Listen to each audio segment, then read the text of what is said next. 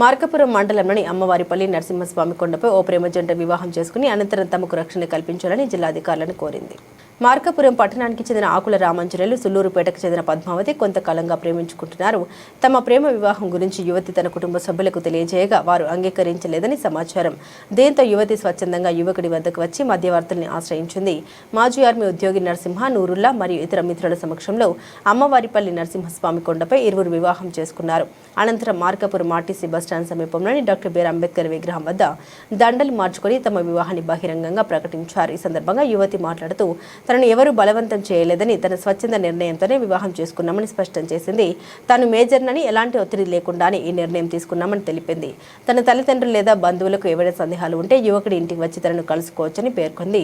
అనంతరం నూతన దంపతులు తమ వివాహం నేపథ్యంలో ఎలాంటి ఇబ్బందులు తలెత్తకుండా అధికారులు తగిన భద్రతా చర్యలు తీసుకోవాలని విజ్ఞప్తి చేశారు.